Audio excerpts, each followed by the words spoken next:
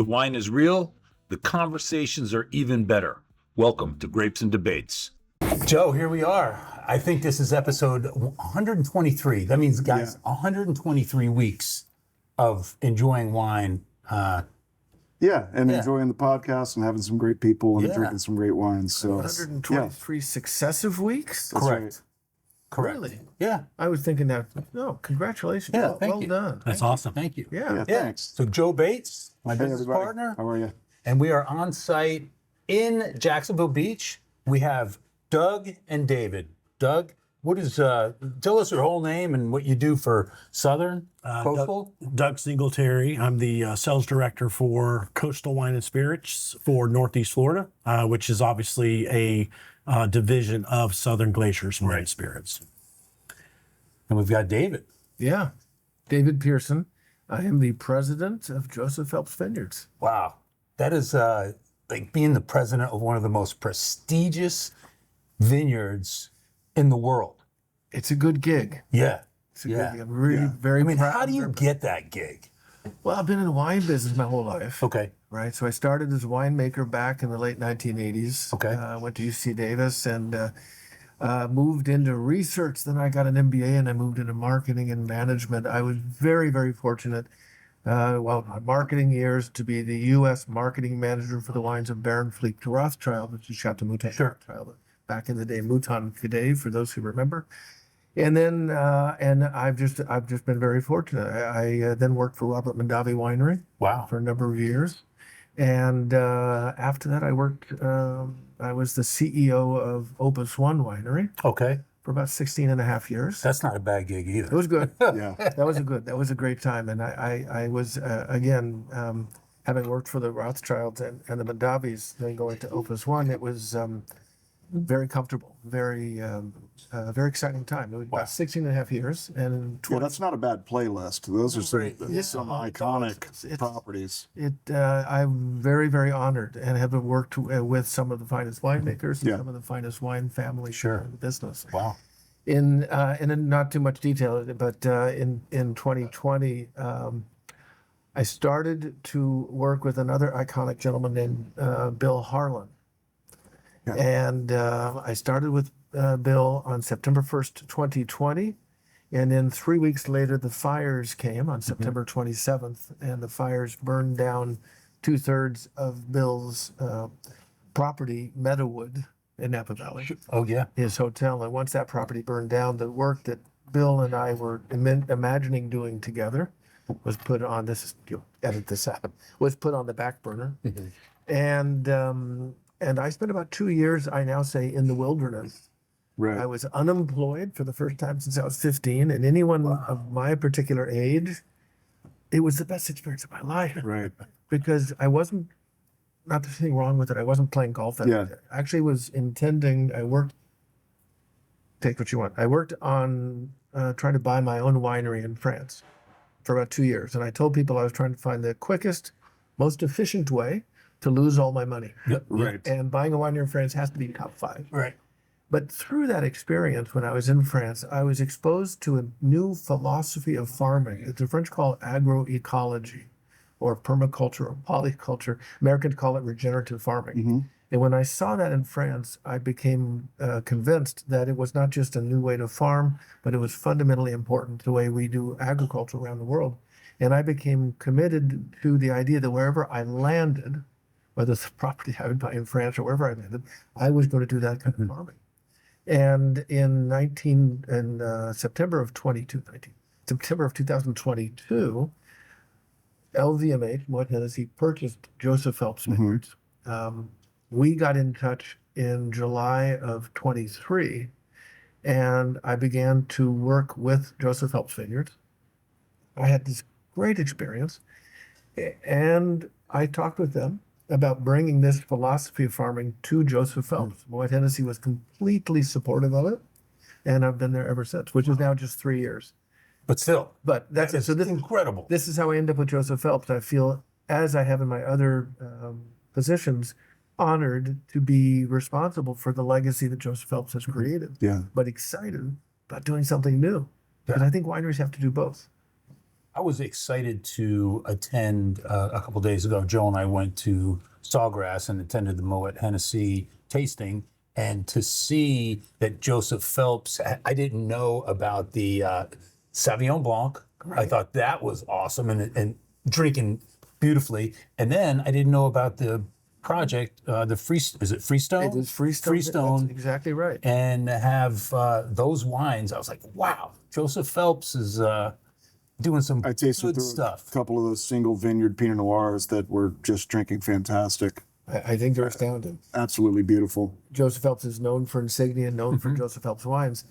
The Sauvignon Blanc, the family has made, I think the first vintage was 78. It might be wrong, but I think it's 78. We've made it for a very, very long time. But we've only sold it at the winery, only through the club. Okay. And this year, for the first time, we're releasing small amounts into the market. And I'm biased, clearly, but I really love the style of that Sauvignon Blanc because it is clearly varietal. It is clearly a Sauvignon Blanc, but it's not too herbal or not too grassy, and nor is it too exotic fruit. Right. It has a lovely floral fruit quality. We have some Muscat clone, which is what gives it the melony character. So I think it's a sweet spot. And then the other one, the Freestone, again, when I arrived 3 years ago to Joseph Phelps, I was also unfamiliar with Freestone. And the first time I tried those wines, these are beautifully sculpted wines. Pinot Noir, we all know, is one of the more challenging grapes to you make for wine. The winemaker Justin is actually more proud of his Chardonnay than he is of the Pinot Noir. And when I tried them the first time, I said, these are really astoundingly beautiful wines that are not sufficiently recognized in the market. So we're really excited to bring those out. So a lot's going on. A lot. And the ones we tasted through were West Sonoma Coast, which is that new AVA. the newest It's the AVA there. new AVA. Right? So That's true Sonoma Coast. That's right. Because that was a pretty wide area when it was just called Sonoma Coast, right? Coast is- So And Justin, again, our winemaker, who's just this fabulous guy. He is the wine, and he's or the true Sonoma Coast. yeah. He's insisting on that. Good. So what do we have? Do we want to sample any of this here? Well, we are grapes and debates, so let's start I know my answer. start with some I grapes. knew my answer. That's Yeah, I would why love I to. tagged along. I knew we were drinking. Right. So Here first? Let's Yeah. start with Insignia, if we might. Let's start with Insignia. okay. No, let's do It's a little that. counterintuitive, Listen, but there's not on this show. never been doing. What I'm having the pleasure of doing these weeks is traveling around the United States, presenting the to-be released vintage of Insignia. Okay. Insignia releases every year in October 1st. And we Thank will you. go to the market and do pre-release tastings with our best friends and our good partners and certainly the distributors. So this is the 2023 Insignia, which is not yet available. on the Okay. market, Okay. and will be the 1st of October. And then after this, we'll taste the 2022 Joseph Phelps Cabernet Sauvignon, Okay. which is still in the market, and we'll flip to the new vintage in the coming year. Now, I happened to be in Napa for a month, September of 2023, and I was out there visiting different wineries, and it was a much later harvest In 23, in 23. extremely late harvest. And the whole story of 23 is you had to have it in nerves of steel Yes. to wait as long as you could to get the grapes fully ripe. So I mean, normally Napa will start picking grapes first week of September, plus or minus, and then normally will be finished first week of October, plus or minus. We didn't even start picking until the second week of October. Wow. We finished the end of the second week of November.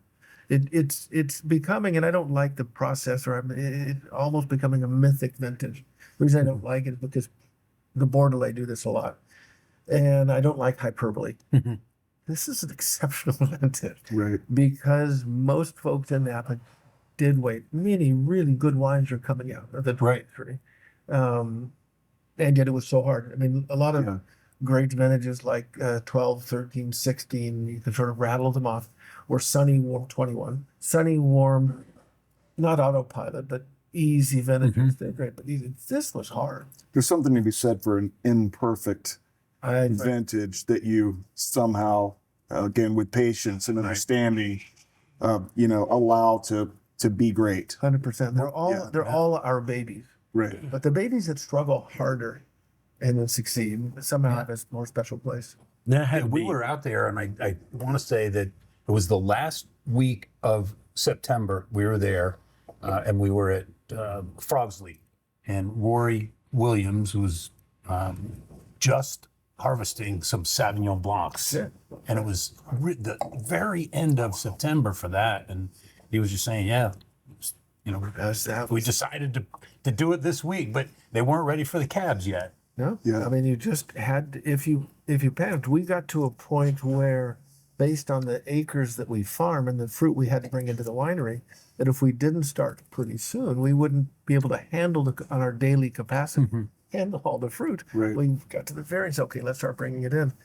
And that's the fun of the year. And I think most people in Napa understood that was the gig. If we think back for a second to our winery in Sonoma, West Sonoma, the Freestone, that was hard, I bet. right? Because it's cold to begin with, Right. and we did leave about 10 acres of Chardonnay on the vines that just couldn't get ripe. Okay. It's just too cold Wow. to get it all the way there. Couldn't use it. The Pinot, again, Justin, the emotionality to it, he was very emotional. I went out to see him during that period. And we went up onto the pastoral vineyard, and it was howling wind and blowing rain. It felt like Scotland. I mean, and I was like, oh my God, we are never going to get fruit ripe in this condition. And he was just emotionally distraught.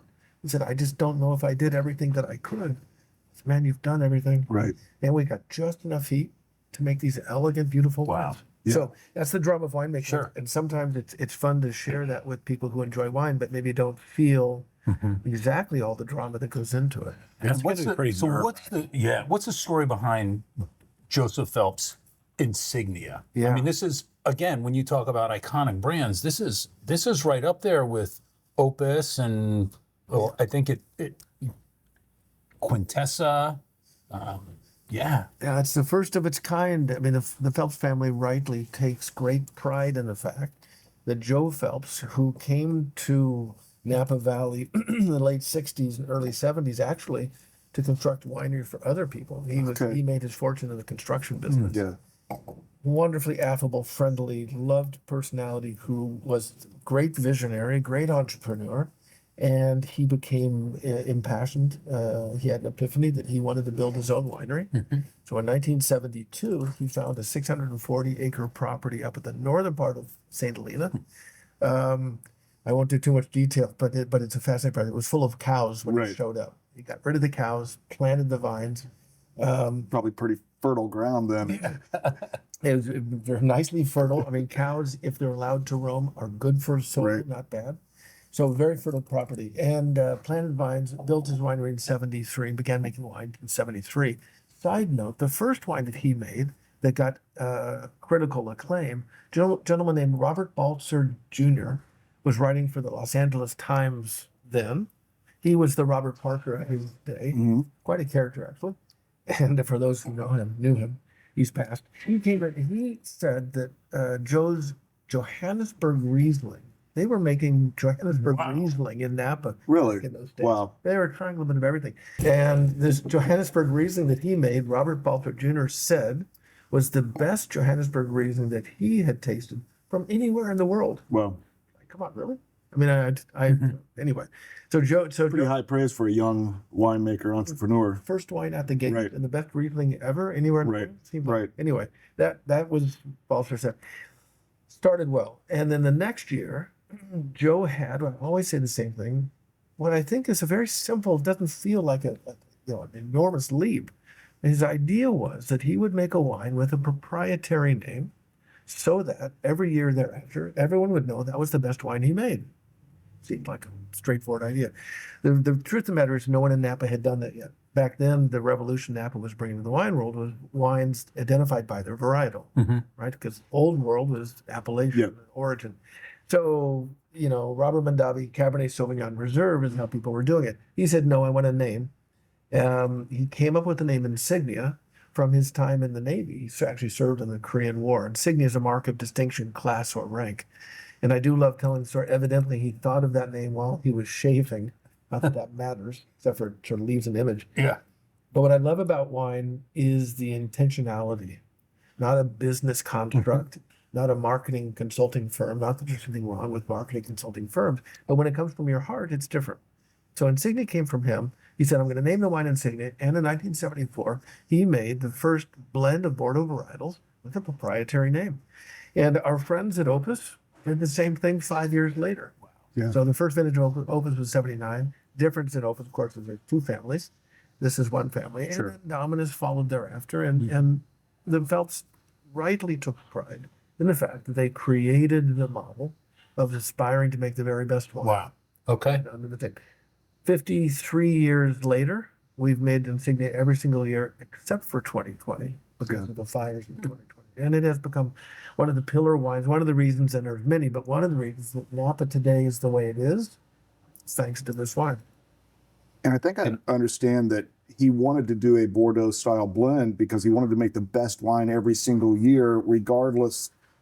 So it gave him some flexibility to Cab, Petit Verdot, Malbec. He could toy with the blend each year, depending on what the land gave him, to create what was best in the bottle every single year. Which is still true to this day. And this is very, in Walt, Drinking fantastic. I know I have to give it Yeah. He had such an amazing group of vineyards. David was telling me the story of, how he acquired the vineyards and how methodical he was about choosing those vineyards. And it's no wonder that the wine is so successful. He has a very, I can't think of many that have that collection of high quality vineyards. You still have 640 acres. Is that Yes, and it's not exactly that. So the original property they purchased was 640 acres. okay? On that, we have 125 acres of vines. But in Napa Valley today, thanks to this methodical, patient acquisition of additional vineyards, we have 425 acres of vineyard land spread across 8 separate vineyards. And I don't like being definitive or it's a little competitive, but there simply isn't another winery in Napa Valley that has that range of vineyards and that quality of vineyards. So through the years that succeeded, he bought the 640 acres, planted 125 on the property. Half of that 640, by the way, he put into a Napa Valley land trust in the early 1990s, which renders that land forever, as long as there is anything, non-constructible. So we're surrounded by wilderness. We're surrounded by enormous numbers of turkeys, huge amounts of coyotes, a couple mountain lions. It's very, very wild and beautiful. Yeah. But that's just the beginning. So then he purchased a vineyard, and not in this order. I don't know the kind of chronological order, but in terms of north to south, first vineyard we have is in Rutherford, and it's right near a vineyard of a winery called Staglin that many people have heard. Right, so that's not bad. We then go down to Oakville, and we have one vineyard in Oakville called the Bacchus Vineyard, not Bacchus the wine god, but David Bacchus, who planted the vineyard in 73. This is one of the most unique vineyards in all of Napa. It is the steepest sloped vineyard in Napa Valley. It's on rich volcanic rhyolitic soil. It actually, I don't usually say this recorded, but I'll say it anyway, looks down on Screaming Eagle. So we like to look down on Screaming Eagle. Yeah. And we will often throw things at it. And the Jason Vineyard is Dalla Valle. It's one of the most acceptable vineyards in Napa. So that's an Oakville for us. Our friends at Opus are in Oakville. We go down to Stag's Leap District with 2 vineyards, one near Stag's Leap Wine Cellars and one near Schaefer. We then go to Yountville. We've got 2 vineyards in Yountville near Dominus. And then we have one in the south in the area called Sosco, which is not an appellation. But that range, the interest of Napa Valley winemaking and why it's so complex and so increasingly fascinating is the variation in temperatures of soils. The south opens to San Francisco Bay. In the summertime, the famous San Francisco fog in the morning comes up Napa Valley. It goes up just about to Oakville, and it's all in fog. And then at noon, it goes back out. It feels like the valley's breathing. Yeah. And What a great analogy. Yeah. What a great analogy. And the grapes in the south are different than the grapes in the north. Yeah. So by having that range is incredibly interesting. And then east to west, the Vaca Mountains on the east, not wholly, but are predominantly volcanic. And on the west are the Mayacamas Mountains, which are mostly alluvial, colluvial, sandy loam. And so as you go across and down, you get so many different microclimates, which is why Napa is so interesting. Good. And we're the only winery, and the essence of Insignia is the fact that we take the best grapes every year from those 8 vineyards to make Insignia. Huh. Yeah. And And by the way, inside, all the rest of those grapes then go into, probably Yes, go yes, there. and those are, That's exactly right. yeah. So this the French would call this, if one is familiar with French winemaking, they would call it the Insignia's second wine. Like Margaux has Pavillon Rouge, Chateau Lafite has Les Carreaux de Lafite, Opus has Overture. So indeed, to me, the role of a second wine is it normally is about half the price of the first, but a true second wine comes from the same vineyards. And so it has the same pedigree as the first. It should over deliver on quality for that price. And then they should be produced, raised, barrel aged in a manner that makes the wine ready to drink even sooner. So it's a great place. And this wine, I think, We've learned that over the years. Find a fantastic winemaker that makes one of these elite bottles and then find their second tier. yeah. And it's much more accessible. And it's usually drinking great. You can just trust that pedigree throughout their lineup. Yeah, I can tell you that from my time at Opus, one of the things that we did was release Overture to the market. Overture used to be only be available at the winery, and it wasn't released. This is a long story, but I think it's relevant to. We didn't release it because, frankly, we were afraid that Overture would cannibalize Opus. I mean, why spend this much money when you could spend half? And Overture's a delicious wine, as is this one. So we went out to the market carefully. We actually tested it in Florida and California. And what we found was, in the end, not surprising, the two wines didn't cannibalize each other. Those accounts that had both wines sold more of both. And one is the footprint's a little bigger, the presence is a little bigger. But what we learned was that, somebody who is prepared to spend $360 for a bottle of wine already mostly knows why they're doing it. Right. And they believe that the values we believe is too. And so they don't want to trade down. Somebody who may not be ready to spend $360 might well want to spend $100. And so there's a little bit of crossover, but no cannibalization. And the two can live beautifully together. Yeah. What you doing over there, Andy? Getting a wine, yeah, sorry. That's all right. In the very We ran out of that bottle when I saw you. it's in the very front Oh, pocket. no, listen, it's all That good. worked great. Sorry. Just trying to walk slow and be quiet. You don't have to. It's quite all right. Didn't hit my mic. Well, I'll ask just whether it's on or Oh, not. I've got it's in my Insignia, I backpack. imagine in the wine world, It's in the car. is already pretty well known.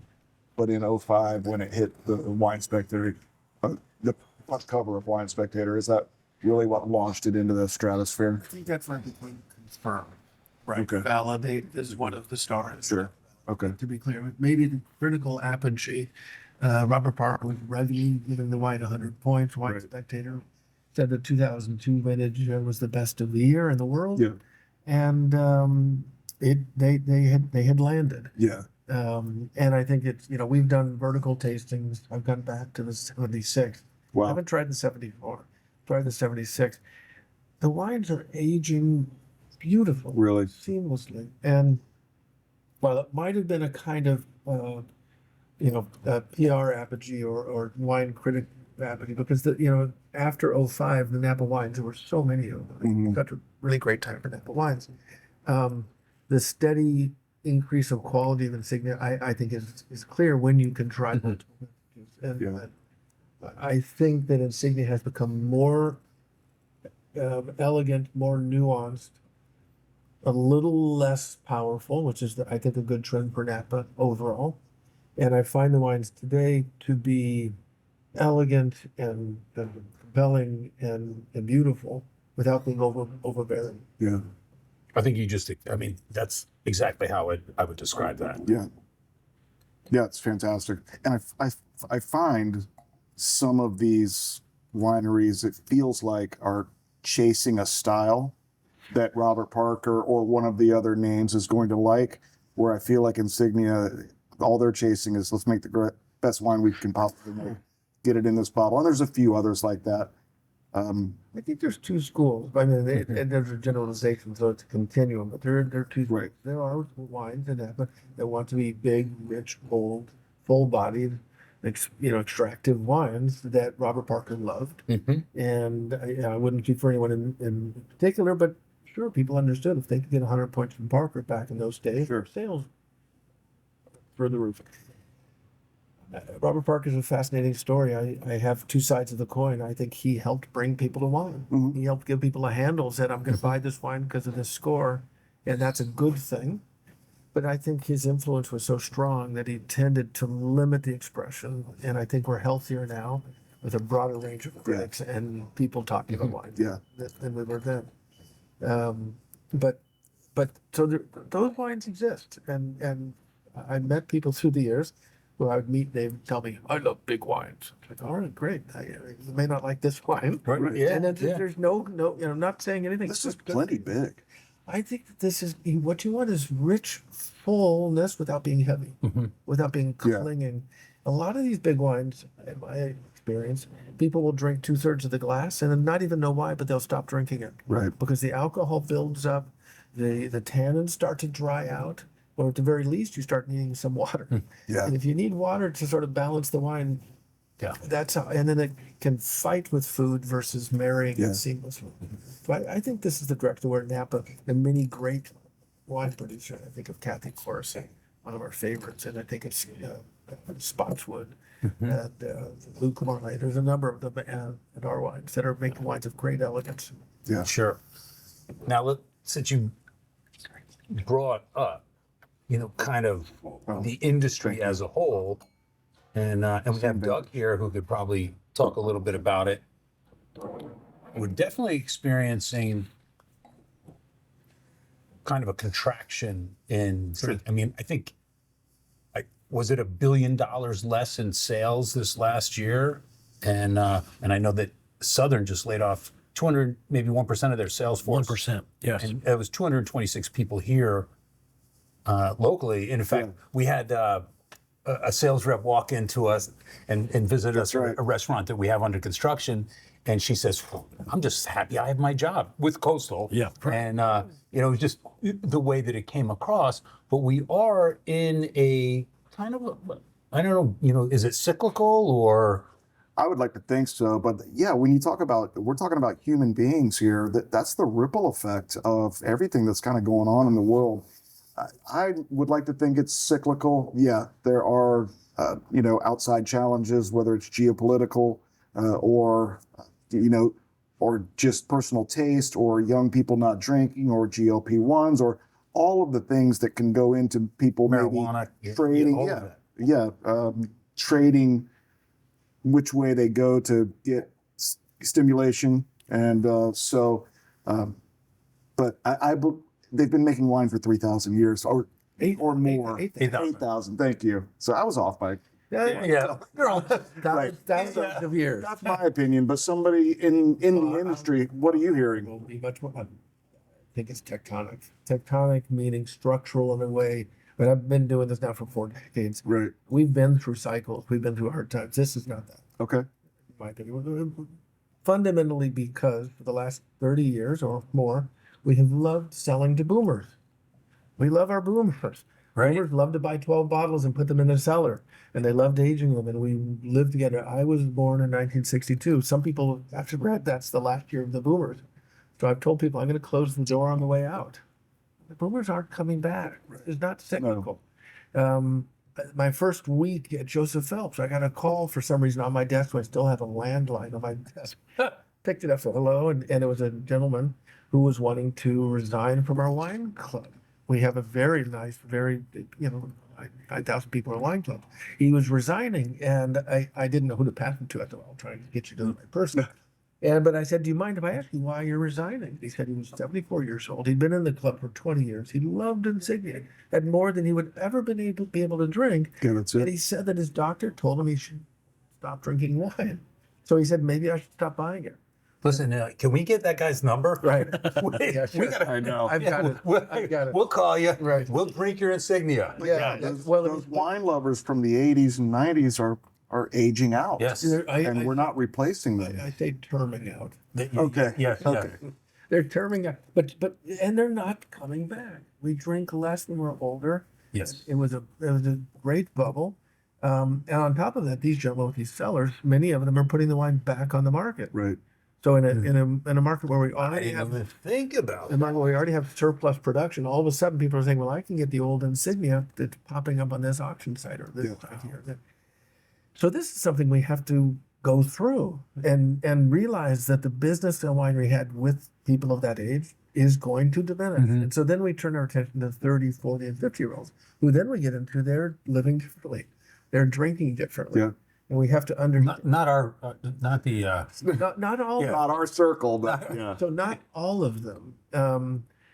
One of the things when a year or two ago someone said, we have to market to the young people, my first response was denial, and the reason for that is every decade people said young people aren't coming to wine. Every decade they did.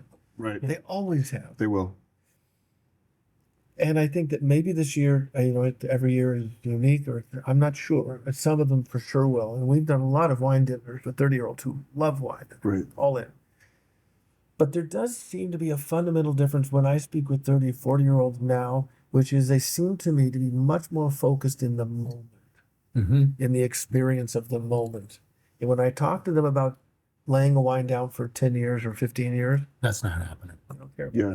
They don't. The future for them is not the same as our future was when we were that age. And so we are much more focused on making wines that are delicious today. No. Yeah. Wow. Interesting. And that the value of the moment, because it's not even just drinking, it's that there's reason for being together, reason for dining. Those values, those reasons have to align with theirs. And when they do, they're all in. And they have money. They're all in. But we used to just sit in that. We used to just sit and have people just come. Right. Now we have to go find them and say, hey, let me tell you about this. Interesting. And they're looking for an experience. They're looking for For an experience. authentic access experience. When Right. they get this authentic, I got in and I did this. Yeah. They love to tell people about it because it has value. And that's fine. That's great. Yeah. Well, we have this is awesome. This It's is fantastic. I just got to tell you,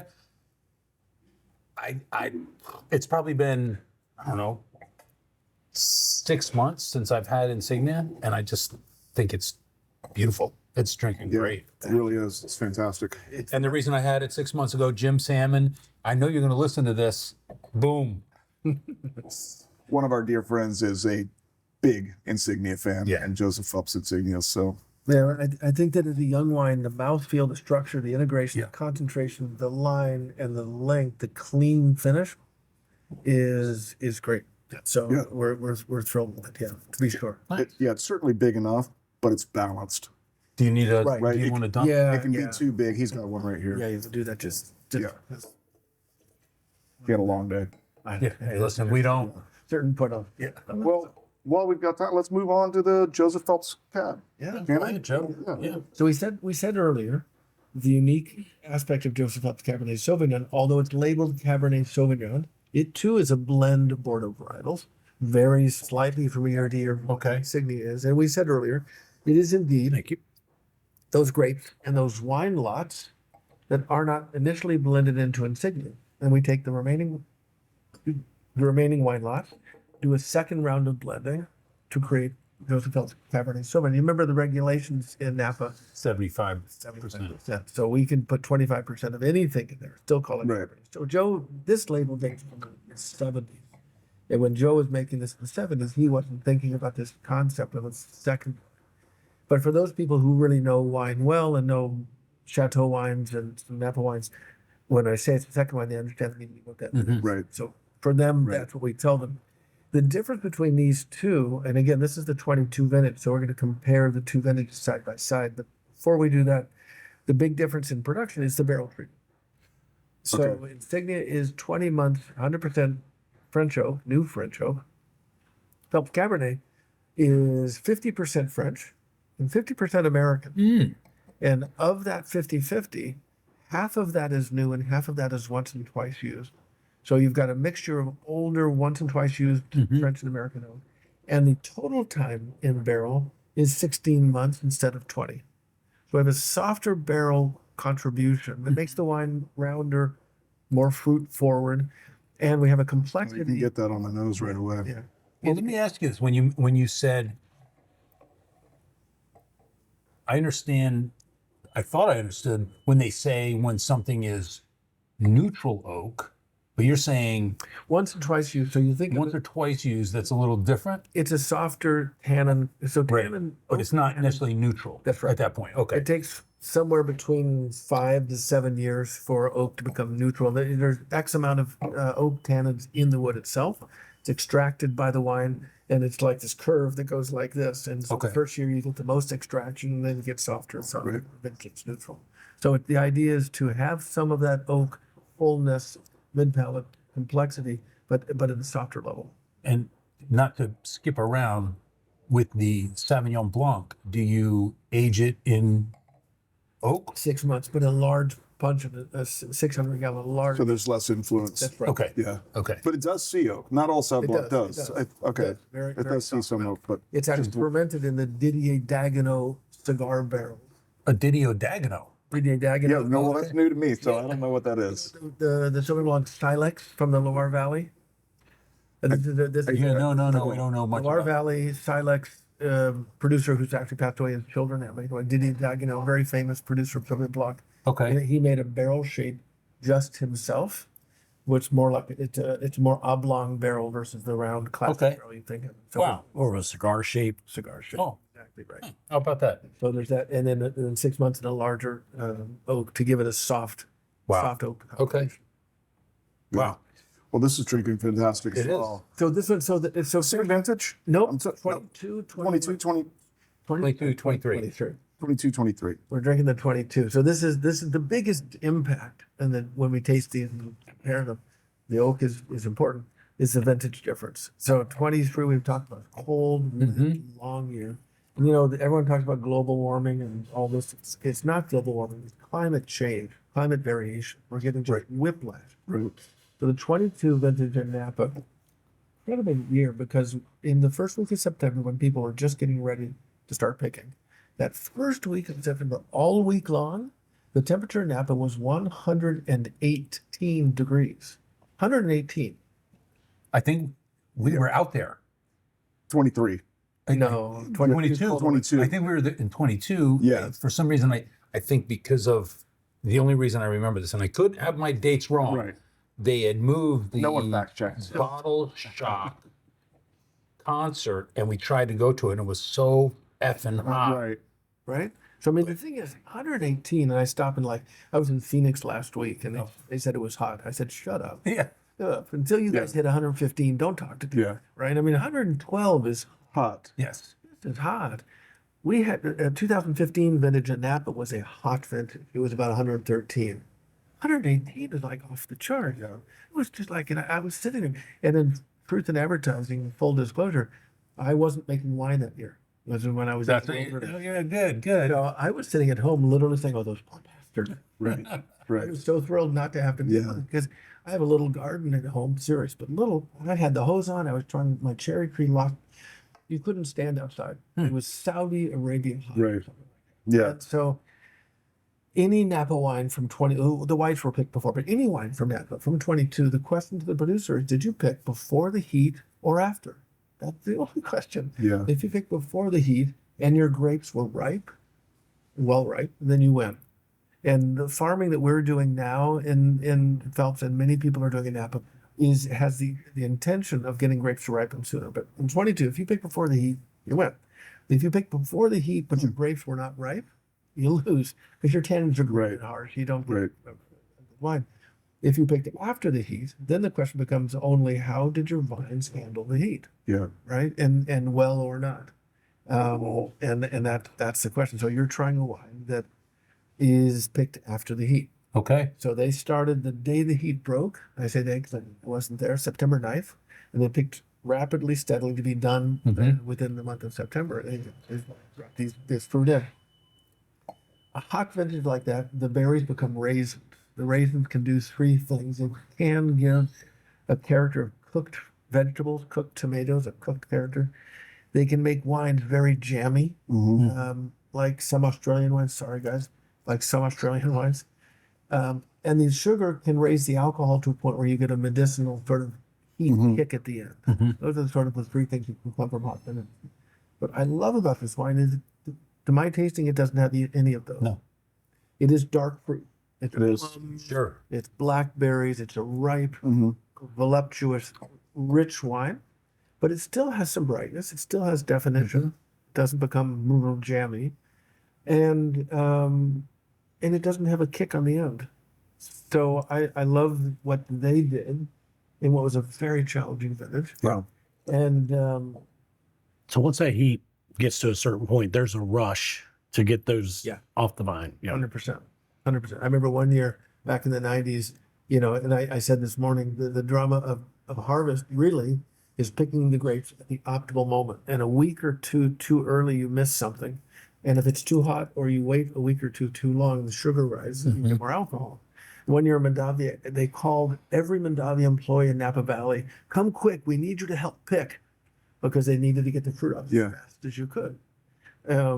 So that's right. You take it off as quickly as when you're ready. And again, the fun of picking any year is going around with the winemaker and tasting the berries and making that decision. Do I wait a week? Do I wait 2 weeks? Do I need to get it today?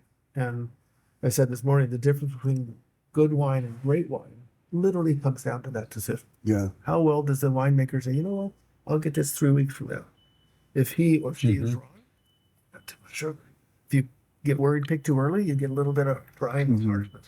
When you get it right, you get it right. And I just don't think the average wine drinker understands all the complexity of decision making leading up into harvest. Right. And yeah, getting on the phone, calling in employees. I need everybody here right now. Let's go. Like gotta those types of things happen. We're in 2023 when we were out there, when they were saying our interns, they have nothing to do. Right. They've already cleaned the winery. They've cleaned everything. Right. It's clean. We're just waiting. They're just now they're out there playing basketball in the Yeah. in the parking lot.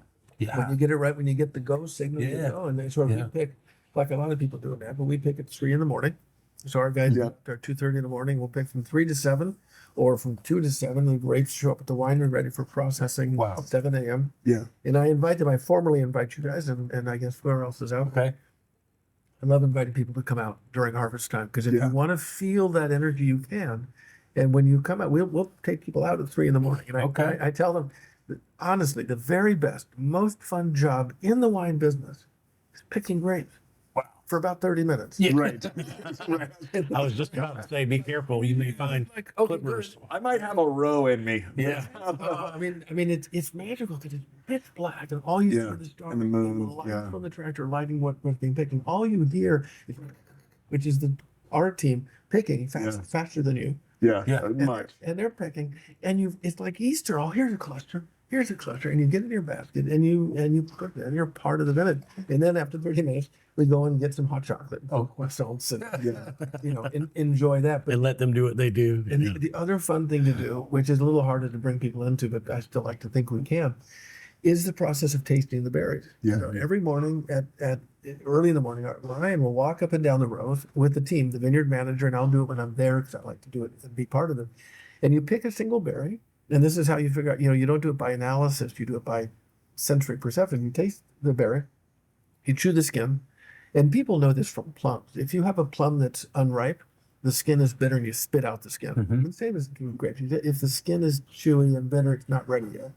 You taste the flavors of the juice, and the most important thing is you spit the seeds into your hand, because the seeds change color as they go through ripeness. When they start, they're sort of this light green, tennis ball color green, and then as they ripe, they turn light brown, which is perfect. And then when they're overripe, they turn dark brown. And the thing about maturity, what makes it hard, is even within one cluster, all the grapes are the same maturity. So as you walk through, you take some berries from the sunny side, but you also take berries from the other side, and you do berry by berry, taste the skin, think about, spit this, and you get a group of seeds in your hand, which are like a bell curve. Some are green, some are light brown, some are hopefully dark brown.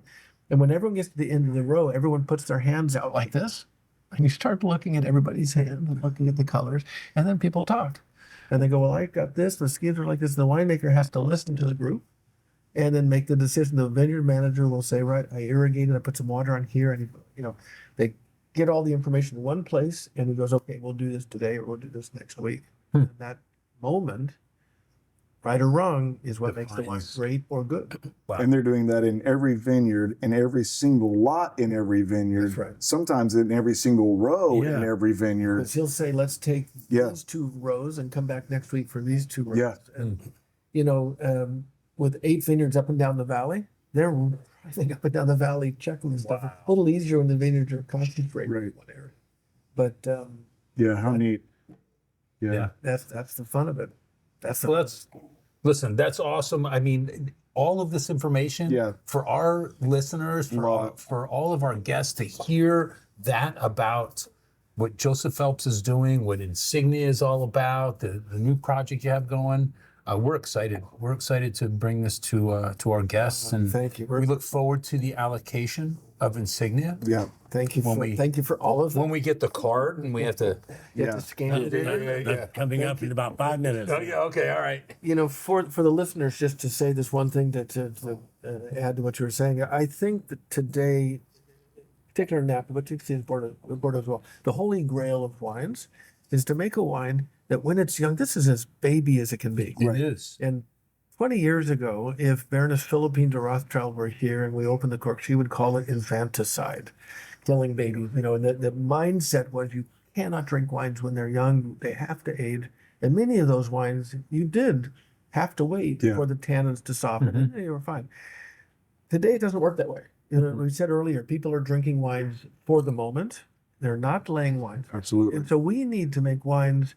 I've got we have a very technical term. It's hard to describe. It's a continuum, a scale of 1 to 10. And so we call it the yummy scale. It's hard to explain. Technical. The yummy, That's the technical. Yummy scale. The yummy scale. Yeah. technical. Yeah. Don't try and understand. You might not understand, but Just so everyone knows, perhaps one of the most prestigious wineries in the world has a yummy scale. No, it's too complex to explain. You won't Sure. understand it. no. But it's called yummy scale. You pull the cork, you want to go, wow, that's yummy. It tastes good. Yeah. But the holy grail is to be able to make a wine that does that. And ages. if someone wants to lay it down, if they do, if somebody out there wants to get wonky with us, come on, let's get wonky. Bring it. Right. But we don't have to. We don't need to. Wine is the pleasure, the beverage that brings people together at the table Yeah. for 8,000 years. Absolutely. And it is. And It completes the Kind experience. of going back, circle back around to when we talk about, I bet you are, when we talk about people that are not drinking or I think wine has to win the table always. And that's it. And when we talk about young people, it's not young people, it's when are they buying that first house? All of a sudden it changes. And I think that's kind of where it is. And maybe they're buying the house a little bit later because of the economic factors. They're living with mom and dad a little bit longer. But once they buy their house, they have their own table that they're sitting down having dinner at. Yeah. That's Those are the young people who will come to wine, have come every decade. yeah. And there's some that are looking at things differently. You know what I say when I'm doing dinners or tastings, and my favorite thing to do is to have a couple hours with people, because it's not just me talking for a couple hours. It's sharing stories and connecting. I was in Copenhagen earlier this spring. It's not that easy to go to Denmark right now, politically speaking.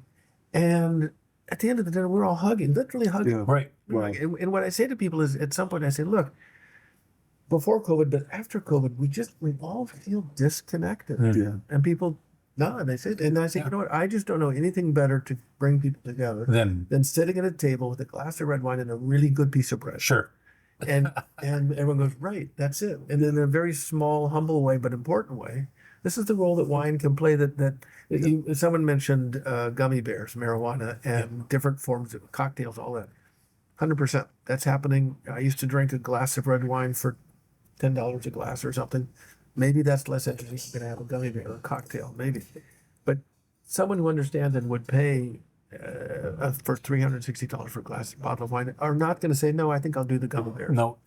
So it doesn't really, but I think we do have to re-earn our relationship, even with them, that this is less about obtaining a wealthy luxury food or product than it is giving yourself the opportunity to have a great moment with friends. And Agreed. that's what we're about.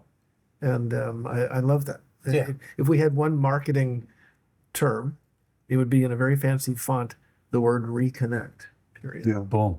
We're reconnected. Yeah. I love that. You know what? With On that note, we're going to what a end great it. way How to do we end finish. it? We always end it with our signature taste, toast, together. See, there it is. I love it. Thanks, Gentlemen, gentlemen. thank you so guys. much. Yeah, this was awesome. What a fun experience. Yeah. Hey, can I do an Yeah. epilogue comment? Yeah, to it? please. Not to ruin it, which you Please. just said. No. I learned this from Robert Mondavi himself when I worked there. He taught me most of what I pertain as valuable. Wow. And what he did was he invited people to Napa Valley. He brought people to Napa. Because once you go, we've been blessed enough to go several times, but 100%. once you go, it's in your veins. Yes, 100% right. And he didn't do it to sell wine. Of course, he sold wine. He did it to share the values. He called it the gracious way of living, and he thought that mattered. Is what I think we're talking about. Yeah. So, in the most humble way possible, I try and channel him, and I really want to invite you all and you come visit us. We'll have a fun time sitting at a table. Well, maybe we'll make an omelet, have a glass of Sauvignon Blanc, and we'll talk about soil. I love it. We'll talk about mushrooms. We're going to be I out love there. it. We're going to be back out there in Yeah. May. So please And come. many of our listeners joined us this past year. So, you know, this is not an empty invitation. Come on. Wow. Come This visit is us. great. Yeah. Thank you. Please. Yeah. Thank you so much.